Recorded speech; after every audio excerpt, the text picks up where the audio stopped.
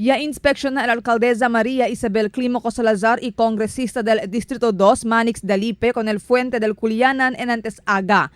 Para mira con el condición del fuente, después mantimpak el approach de y tener ajadura un poste del fuente. Temporariamente atapa de filling material el contractor con el portion del approach que baja, pero visible pa siempre cuantos del magarajadura na approach del fuente, donde mismo el alcaldesa ella puede panota con Según con el alcaldesa, no quiere él disculpa con quien acerca con este asunto, pero importante según que puede componer enseguida el contractor con el defecto na proyecto.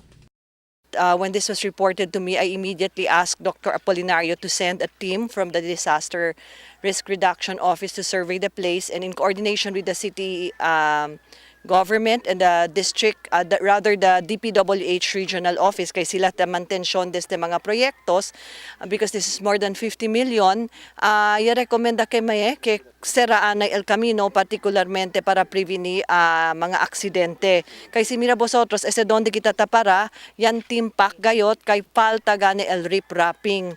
El agua, si mira kita, si Puerto el Aguacera ay subiki mas de 20 pies, por eso te rekomenda ka natin el ingeniero, inicialmente, necesita alegraan el riprap antes de ya pone el que se llama fuente, or hace más ancho el fuente para acomoda con la corrida del agua.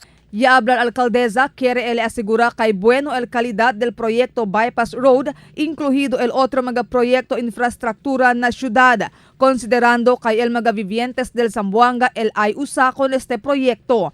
Importante también según que inspección na si tiene pa ba problema el otro porción del Bypass Road, a ver para poder con corregir enseguida. Concerne según él con el estado del Bypass Road, siendo ya empezó con hace el tiempo cuando congresista pa él del Distrito 1 y congresista del Distrito 2 si Irby Fabiana. This is a project that has started since way back 2011, 2010, and we would like to ensure that this bypass road, because it is under also the city government in terms of ensuring the safety of people, in coordination of our two district representatives, and buenamente el mga proyektos di aton, particularmente el di aton concerne aquí, el seguridad and safety del di aton mga vivientes, particularmente que aquellos que tapasay aquí sin saber tiene grande ang timpak. Mientras tanto, según con el congresista del Distrito 2, Manix Dalipe, propio lang que compone el contractor con el proyecto, considerando que hay liability pa del contractor. No hay pa según entrega el contractor con el proyecto na gobierno, por eso bajo pa na warranty period. Well, as of now, no hay pa man turnover. So, di la pa si cargo.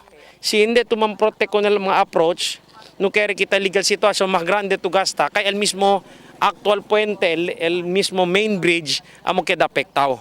Y endereza también al lugar el congresista del Distrito 1, Celso Lobregat, para inspeccionar con el proyecto, y tiene también él de su opinión sobre con Serán ese puente para puede componer, puede acabar el slow protection, y hasta gente se acaba el compone con ese, ahí serán ahí con ese puente. Ahora habla sila que el otro residente está por salado pasar.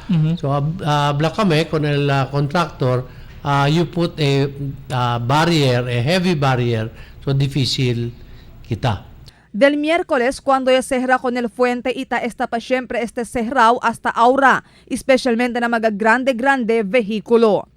Marifita Mayo, Dateline Zamboanga.